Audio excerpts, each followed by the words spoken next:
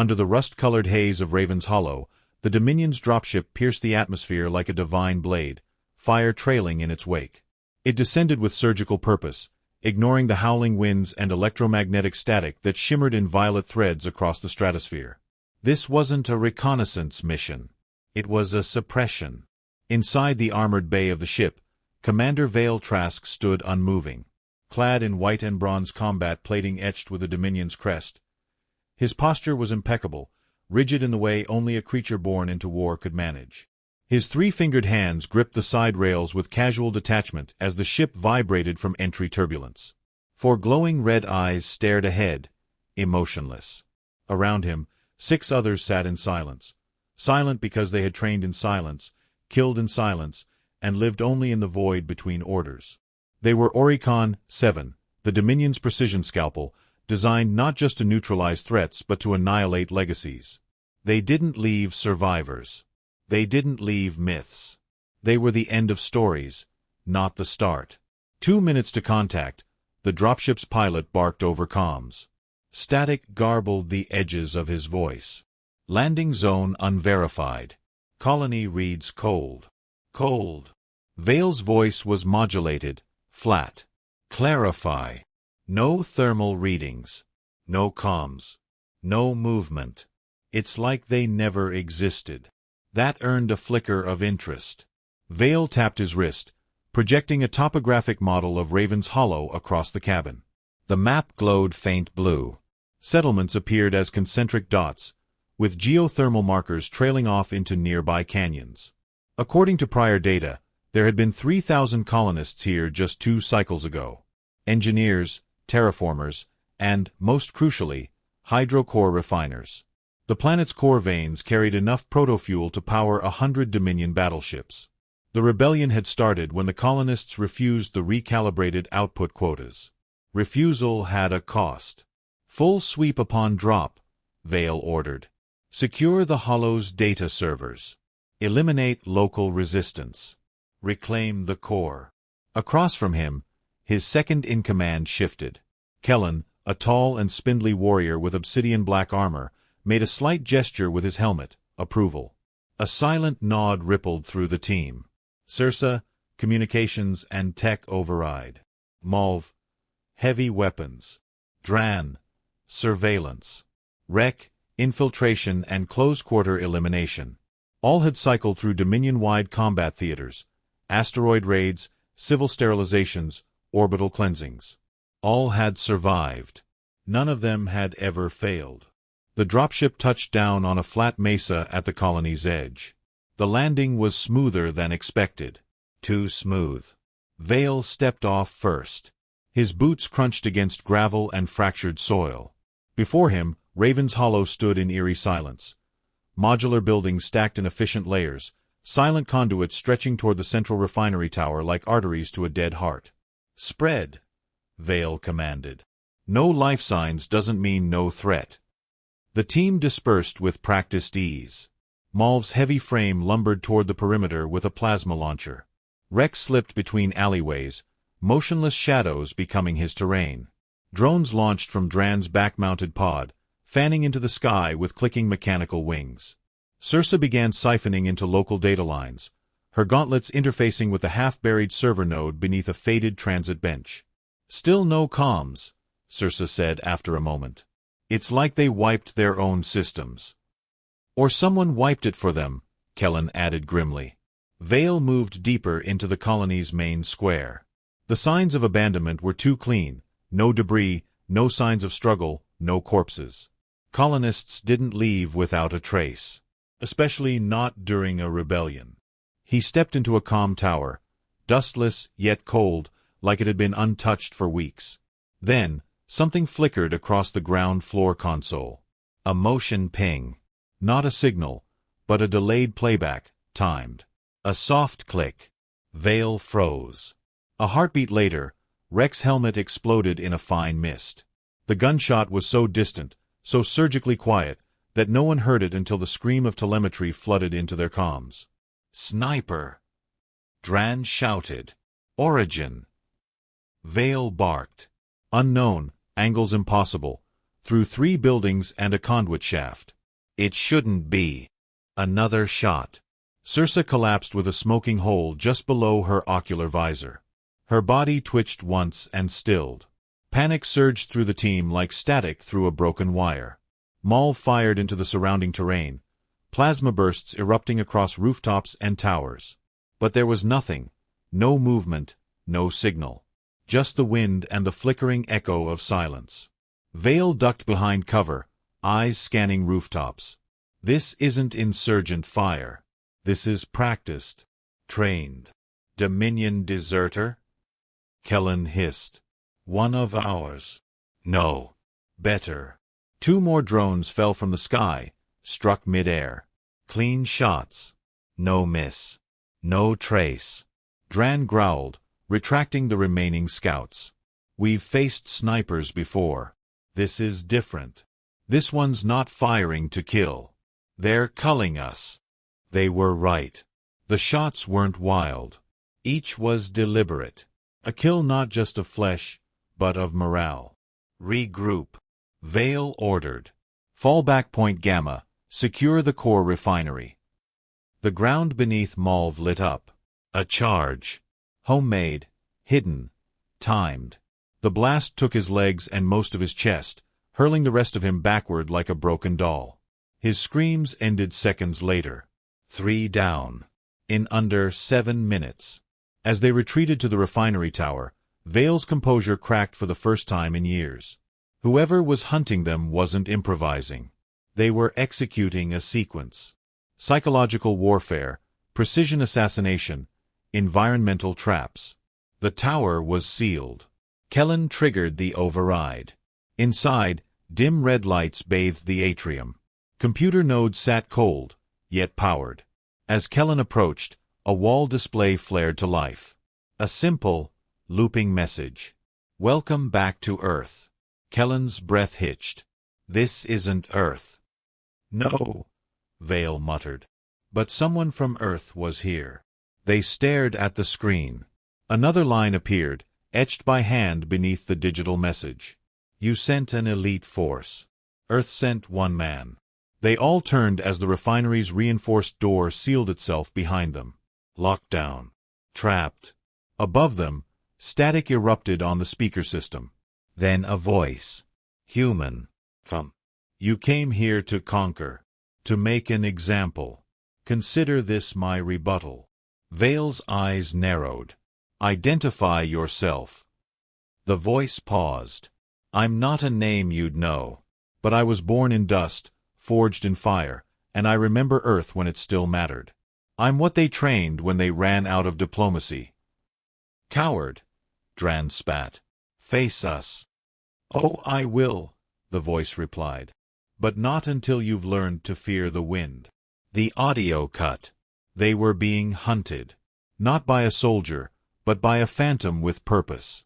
Vale turned to Kellen, his voice low but resolute. We need to change strategy. Split formation. Force the sniper to engage in close quarters. Flush him. Kellen nodded, masking his doubt. He's not just killing us. He's telling a story. Vale stared at the looping message again, words bright against darkness. Earth sent 1 man. And that man was somewhere in the dust, somewhere above, somewhere watching. They had come to crush rebellion with steel and fire. But Earth had sent a whisper. And that whisper was louder than death. The door shuddered under the weight of Kellen's override pulse, but it didn't budge. The refinery had sealed itself entirely, systems hijacked from within.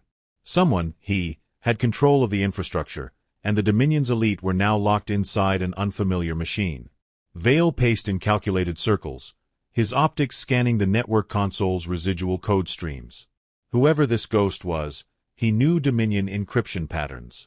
He didn't just understand the colony's systems, he bent them with surgical intent.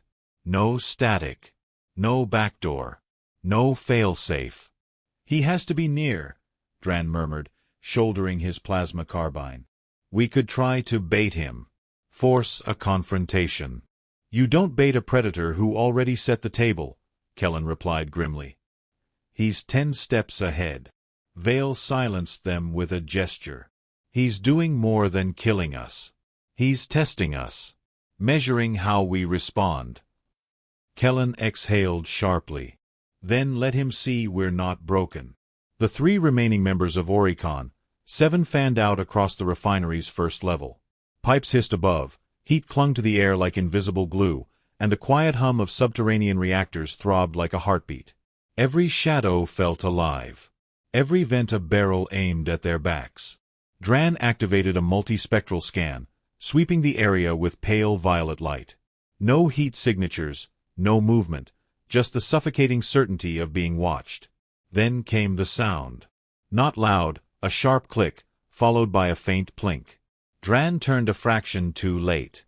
The round punched through the reinforced piping above him and exploded against his helmet's left eye port. It wasn't a center-mass shot, it was a deliberate maiming. The scream he let out was short-lived. The second shot arrived before he hit the ground. His body slumped next to the reactor chamber door. Smoke curled from the shattered visor. Vale and Kellen took cover immediately, tracking trajectory lines based on acoustic delay. "Northwest upper scaffolding," Kellen shouted. Vale nodded, signaling an arcing burst grenade. The ceiling erupted in a wave of white-hot fire. The scaffolding melted, bolts shearing, smoke choking the visibility. But there was no body. No cry. Just silence. He was gone. The sniper didn't linger. The point wasn't to survive contact. The point was to avoid it entirely. Elsewhere, above them, in the maintenance shaft overlooking the reactor's primary coolant lines, the sniper waited in a crouch so still it could have been mistaken for a statue. Earth's last answer to war was draped in fabric that changed hue with heat signatures, blending like oil on water. His rifle, an aged, manually calibrated Earth Federation relic, was bolted with real iron and wood, but beneath the surface, it sang with smart tech custom-forged in low orbit. Every shot was pure intention. No assist. No prediction software. Just his eye, his breath, and the equation between distance and death. They called him Eric Vale once. Sergeant. Recon. 43 confirmed long-range kills during Earth's final planetary wars. He'd been left behind when the Dominion classified Earth as expended. Not valuable enough to save. Not dangerous enough to finish off. They were wrong on both counts. Eric adjusted the optics slowly, watching through the crack between pipes. Vale and Kellen were nervous now. Not panicked, but uncertain. That mattered. He wasn't here to erase them. Not yet. He was here to teach them that every corridor, every breath, could be fatal. That Earth didn't need fleets or banners. It needed men like him. He ghosted backward, crawling through ducts on elbows worn raw, past old thermal vents that hissed with life. He knew every choke point now, every line of retreat. He'd been watching this facility long before the dropship arrived. 2 down. 2 more. And then the message would be complete. Vale stood at the console once more, his posture strained but composed. "He's not staying still," he said to Kellen. "He's moving with each shot." "Smart," Kellen grunted. "Means we can't triangulate." "No. It means he's working alone. No spotter." Kellen gave a sideways glance. "You're admiring him. I respect proficiency." They moved to the refinery's secondary level, climbing past broken cargo lifts and rusted beams. The sniper hadn't fired again since Dran, which meant he wanted them moving. A trap. But the alternative was paralysis. "This corridor is too open," Kellen noted, scanning the long walkway between silo control and power management. "Too many angles." "We move tight," Vale ordered. "One watches the upper levels. Other scans movement below. Don't track with sensors. Track with instinct." They stepped forward. 10 paces in, something snapped. A faint glint, almost nothing. A wire. "Down." Vale bellowed. The floor lit up in white arcs. Shock traps, tuned to overload armor circuits, exploded in a web of paralyzing force. Kellen dropped, twitching, his body spasming under the current. Eric didn't fire. He watched. Through his scope, he studied how Vale shielded his companion, how he pulled Kellen behind a crate and administered counter-stims without hesitation. Leadership under duress. Eric respected that. But it wouldn't save them. He fired. The round struck the crate a hair to the right, deliberate. A warning, not a miss. Inside, Vale flinched. His voice was low. He could have killed us both. Why didn't he? Vale's eyes narrowed. Because he wants us to ask that. They crawled into the substation bay, dragging their wounded pride and failing sense of dominance behind them. Kellen's systems were fried but stable. His legs worked again. Barely. Eric watched from above, perched in the piping like a gargoyle. Then he moved again.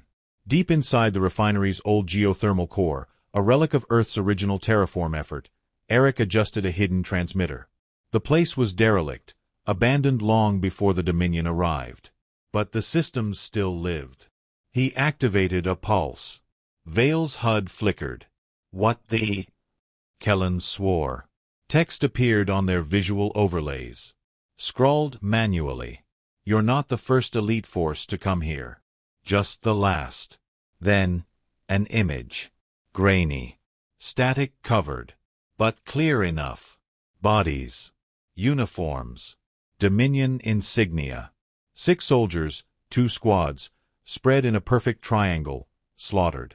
Precise kills. Burn marks, crushed visors, and a collapsed outpost dome. Kellen recoiled. He's been doing this. Vale's breath was cold.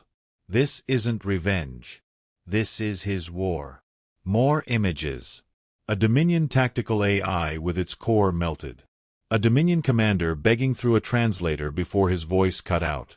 Eric was speaking now, not through words, but wounds. He had become a myth not because he struck, but because his silence lasted longer than their memory. We underestimated Earth, Vale whispered. No, Kellen said. We forgot Earth. Above them, Eric took position at the ventilation hub overlooking the emergency egress tunnel. They'd move that way soon. It was the only path left. He dialed the optic. Kellen first. Then Vale. Unless. A glint of motion. Eric paused. Vale had stopped halfway through the tunnel. He knelt, unarmed, placing his sidearm on the floor.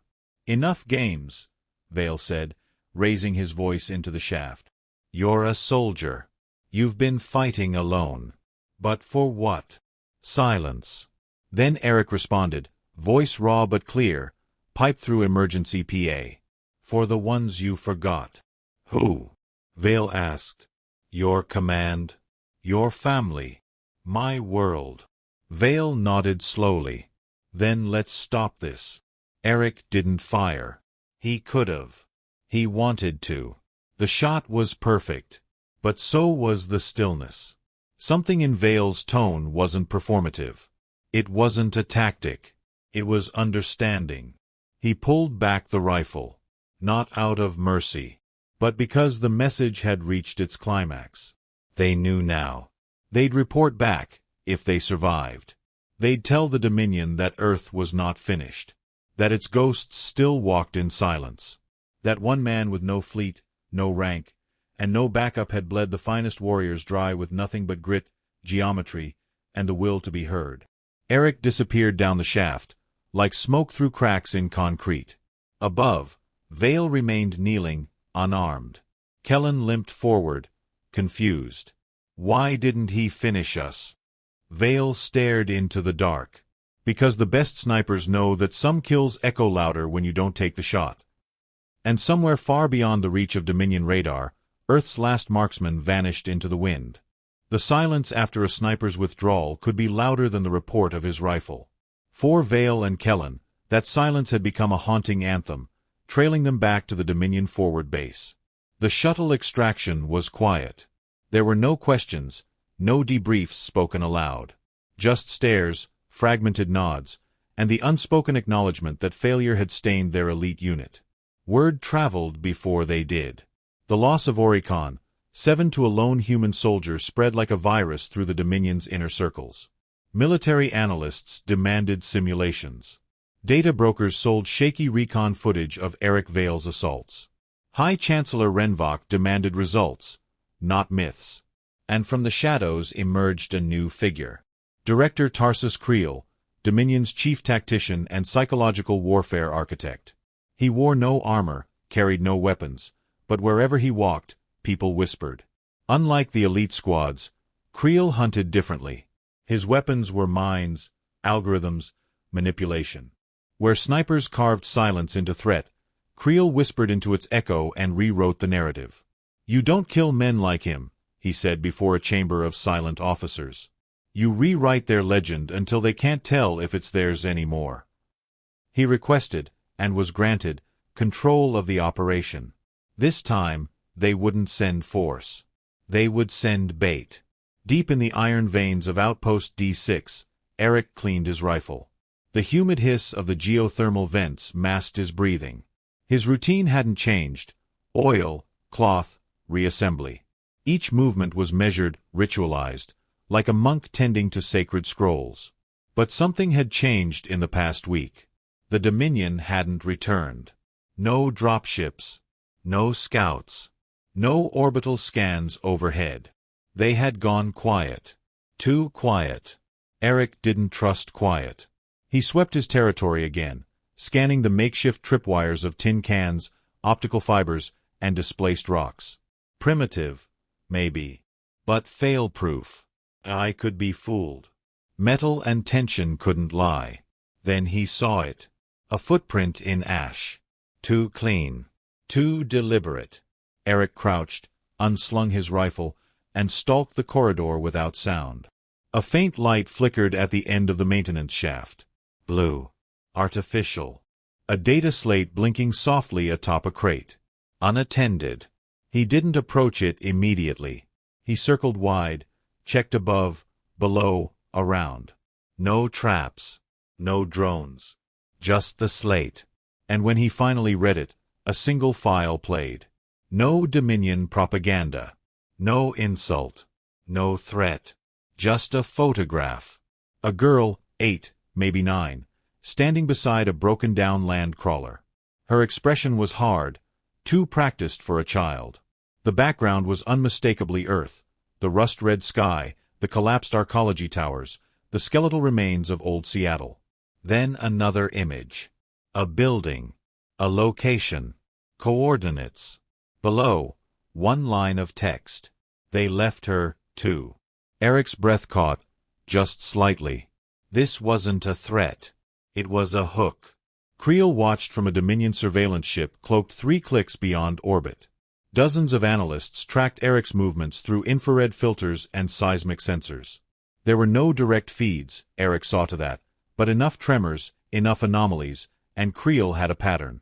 He leaned forward as the sniper left Outpost D6. "Don't interfere," he ordered. "But sir, the asset's moving into unsecured zones." "Let him." He smiled faintly. "We're not chasing a ghost anymore. He's chasing us." The ruins of Earth's western expanse hadn't changed. Time had frozen them in rot. Wind howled between sand-scoured skyscrapers, and ash blanketed everything like a funeral veil. Eric moved with familiarity and dread. Every corner held memory. Every street held ghosts. The coordinates led him to a collapsed metro station. Inside, behind charred signage and cracked reinforced glass, a soft blue glow pulsed again. Another slate. This one showed no child. No bait. Only data. Video footage. Federation HQ, his old unit's barracks, during the collapse. The moment Earth's last orbital station evacuated command units and left the foot soldiers behind. In the chaos, Eric saw his own face. Younger. Bloody. Shouting into a dead comms panel. "Evac is gone," his old voice growled. "We're abandoned." Another figure appeared, Sergeant Miko Dane, Eric's commanding officer, holding a child. The same girl from the photograph. Only now, she was crying. The clip ended. Text faded in. "She was your target once. You just didn't pull the trigger." Eric stepped back. Not from fear. From recognition. They weren't hunting him anymore. They were digging. Creel leaned over the table back on the ship, placing another data chip onto the rotating holomap. He's seen the girl. He's starting to question the pattern of his war. Vale, now reactivated as an observer to Creel's operation, frowned. And when he starts asking why, then what? Then he becomes visible, Creel replied. Then we control the myth. You want to break him. I want to fracture him, Creel corrected. We built monsters. But Earth bred them differently. He's not operating on tactics anymore. He's operating on meaning. And if he finds new meaning? Kellen asked. Then we snuff it out. Eric dug deeper. Each slate now led to another. Each location uncovered fragments, old reports, burned Federation memos, even intercepted Dominion files. The girl, Lisa Dane, had been relocated twice, survived the collapse, then vanished. Each document was signed by one name, Creel. It wasn't a hunt anymore. It was a maze. A psychological gauntlet. But Eric refused to falter. He returned to one of his old sniper nests in the desert flats. A dome made of scavenged steel, buried half beneath the earth. Here, he laid out every slate, every image, every document. He didn't sleep. He stared through the scope, hours on end, waiting. And then it came. Movement. South Ridge. A figure. Small. Barely more than a silhouette. Walking, unarmed. A girl. Eric's eye twitched. The same face. A little older now. Thinner. She didn't look toward him.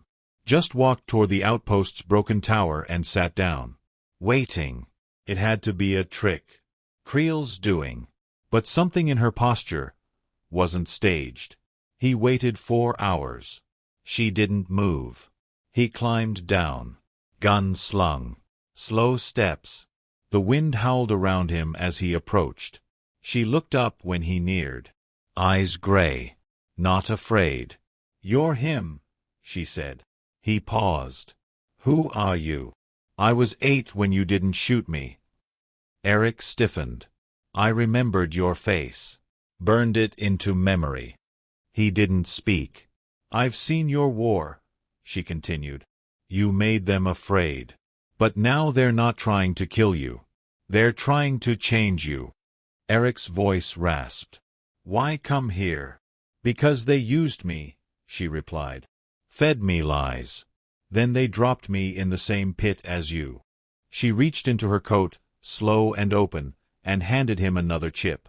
This has what you need. Creel's forward plan. The facility he's building. The AI that's predicting your next 40 moves. He stared at her. Why give me this? Because they thought I was a storybook girl. But I grew up in ashes, just like you. He took the chip. The war was no longer Eric versus Dominion. It was Eric and those Dominion used against the machine trying to rewrite the world. Creel smiled as the feed cut to static. He took the bait. Vale tilted his head. You think the girl was lying? No, Creel replied. I think she told her truth. And that makes her more useful than anything else. She's our beacon now. Kellen leaned forward. So what's next? Creel tapped the holomap. Now we let the Predator think he's the one stalking. He pointed to the map center. A replica facility. Built exactly like the one Eric destroyed months ago. Same pipes. Same heat signatures. But this one was wired. Monitored. Pre-fed with patterns mimicking Eric's kills. A digital mirror. He'll go there, Creel whispered. And when he does, we close the net. Eric didn't hesitate. The coordinates led to a Dominion bunker east of the ravine range, deep under old mining shafts. Everything about it felt wrong. Too clean. Too deliberate. But he entered. The corridors mimicked those he'd haunted. The pipes. The junctions. Even the bloody smear on the far wall. planted to resemble one of his first Dominion kills. Eric stopped, lowered his rifle. "Nice trick," he said aloud. Creel's voice crackled from hidden speakers. "We built this theater for you. You always this obsessed with ghosts?" Eric replied. "I'm obsessed with control," Creel said. "You made the Dominion bleed. You became a symbol. I don't destroy symbols.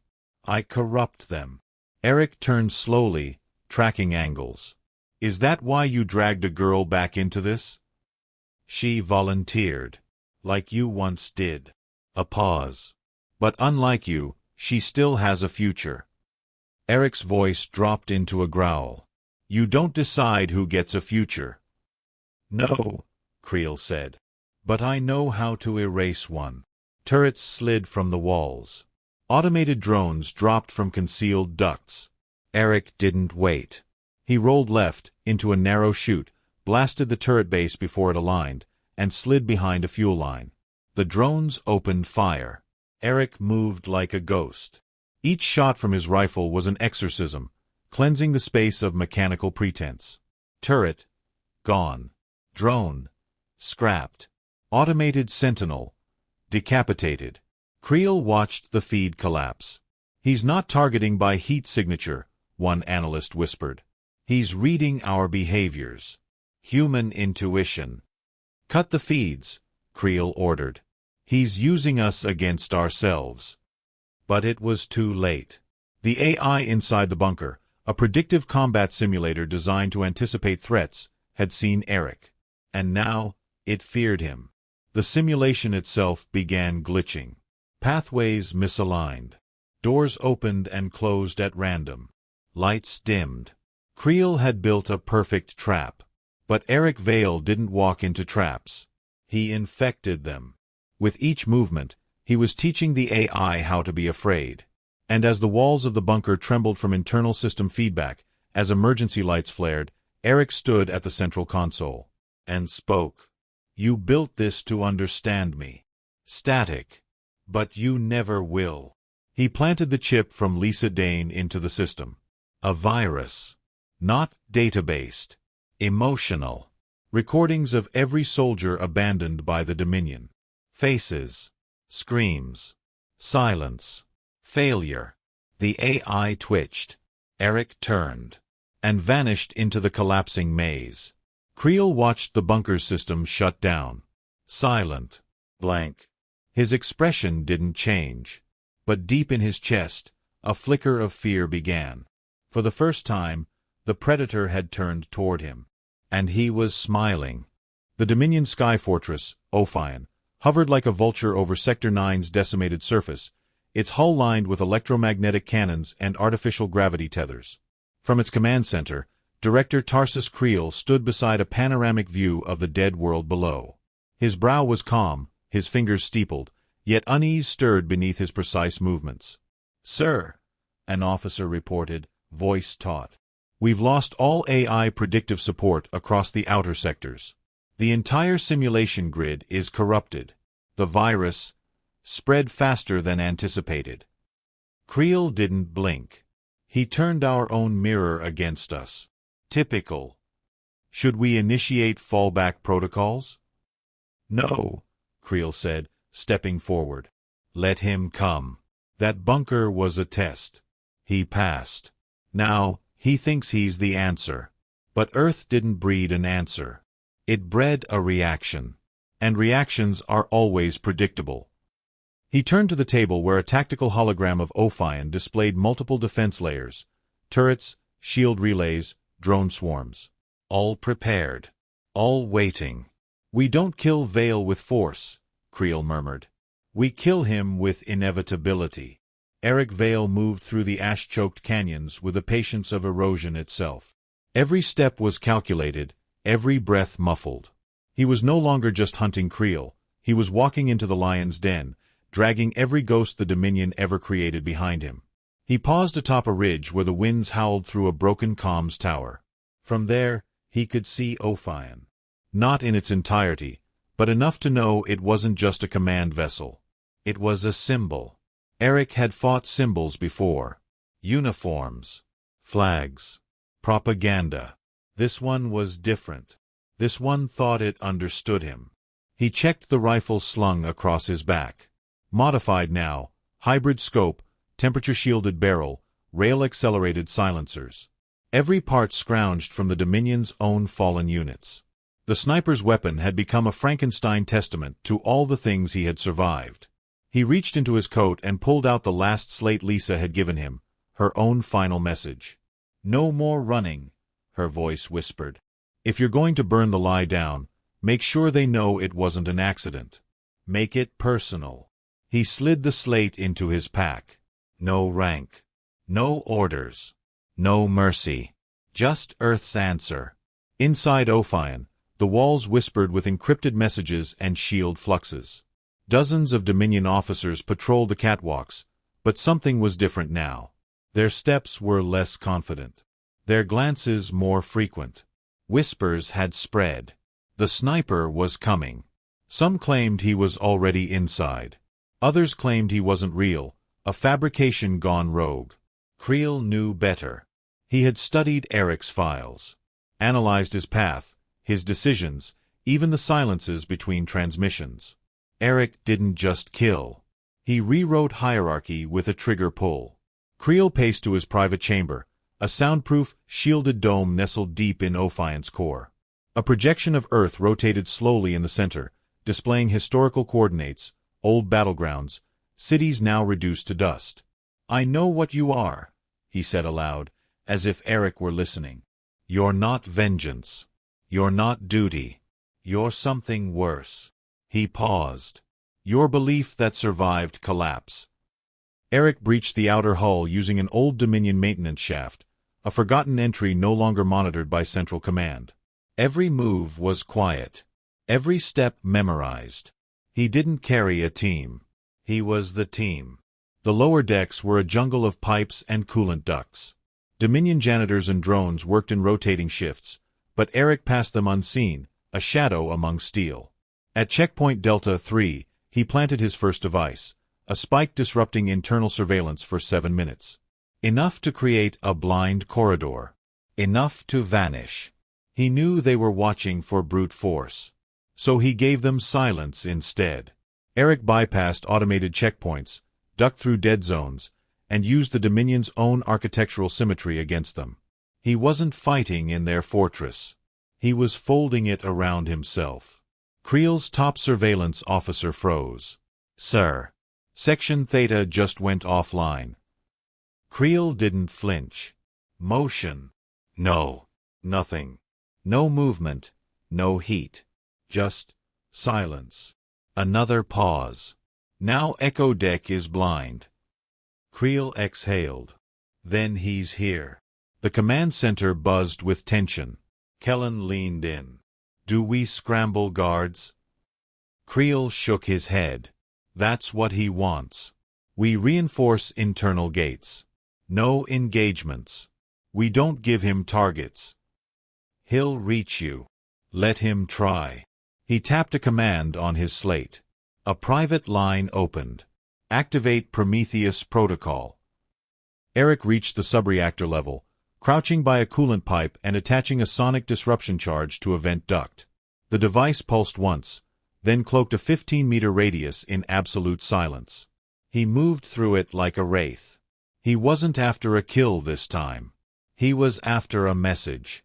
The Dominion Sky Fortress, Ophion, hovered like a vulture over Sector 9's decimated surface, its hull lined with electromagnetic cannons and artificial gravity tethers. From its command center, Director Tarsus Creel stood beside a panoramic view of the dead world below. His brow was calm, his fingers steepled, yet unease stirred beneath his precise movements. "Sir," an officer reported, voice taut. "We've lost all AI predictive support across the outer sectors. The entire simulation grid is corrupted. The virus spread faster than anticipated." Creel didn't blink. "He turned our own mirror against us. Typical. Should we initiate fallback protocols?" "No," Creel said, stepping forward. "Let him come. That bunker was a test. He passed. Now, He thinks he's the answer. But Earth didn't breed an answer. It bred a reaction. And reactions are always predictable. He turned to the table where a tactical hologram of Ophion displayed multiple defense layers, turrets, shield relays, drone swarms. All prepared. All waiting. "We don't kill Vale with force," Creel murmured. "We kill him with inevitability." Eric Vale moved through the ash-choked canyons with the patience of erosion itself. Every step was calculated, every breath muffled. He was no longer just hunting Creel, he was walking into the lion's den, dragging every ghost the Dominion ever created behind him. He paused atop a ridge where the winds howled through a broken comms tower. From there, he could see Ophion. Not in its entirety, but enough to know it wasn't just a command vessel. It was a symbol. Eric had fought symbols before. Uniforms. Flags. Propaganda. This one was different. This one thought it understood him. He checked the rifle slung across his back. Modified now, hybrid scope, temperature-shielded barrel, rail-accelerated silencers. Every part scrounged from the Dominion's own fallen units. The sniper's weapon had become a Frankenstein testament to all the things he had survived. He reached into his coat and pulled out the last slate Lisa had given him, her own final message. "No more running," her voice whispered. "If you're going to burn the lie down, make sure they know it wasn't an accident. Make it personal." He slid the slate into his pack. No rank. No orders. No mercy. Just Earth's answer.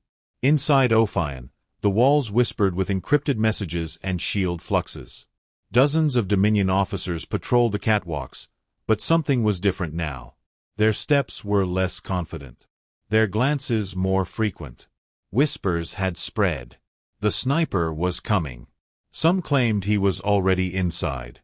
Others claimed he wasn't real, a fabrication gone rogue. Creel knew better. He had studied Eric's files.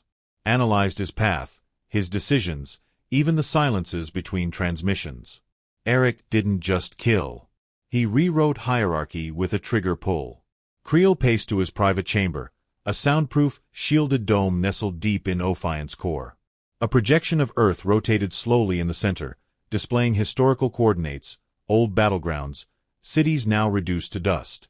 "I know what you are," he said aloud, as if Eric were listening. "You're not vengeance. You're not duty. You're something worse." He paused. "Your belief that survived collapse." Eric breached the outer hull using an old Dominion maintenance shaft, a forgotten entry no longer monitored by Central Command. Every move was quiet. Every step memorized. He didn't carry a team. He was the team. The lower decks were a jungle of pipes and coolant ducts. Dominion janitors and drones worked in rotating shifts, but Eric passed them unseen, a shadow among steel. At checkpoint Delta 3, he planted his first device, a spike disrupting internal surveillance for 7 minutes. Enough to create a blind corridor. Enough to vanish. He knew they were watching for brute force. So he gave them silence instead. Eric bypassed automated checkpoints, ducked through dead zones, and used the Dominion's own architectural symmetry against them. He wasn't fighting in their fortress. He was folding it around himself. Creel's top surveillance officer froze. "Sir. Section Theta just went offline." Creel didn't flinch. Motion. No. Nothing. No movement. No heat. Just silence. Another pause. Now Echo Deck is blind. Creel exhaled. Then he's here. The command center buzzed with tension. Kellen leaned in. "Do we scramble guards?" Creel shook his head. "That's what he wants. We reinforce internal gates. No engagements. We don't give him targets. He'll reach you. Let him try." He tapped a command on his slate. A private line opened. "Activate Prometheus Protocol." Eric reached the subreactor level, crouching by a coolant pipe and attaching a sonic disruption charge to a vent duct. The device pulsed once, then cloaked a 15-meter radius in absolute silence. He moved through it like a wraith. He wasn't after a kill this time. He was after a message.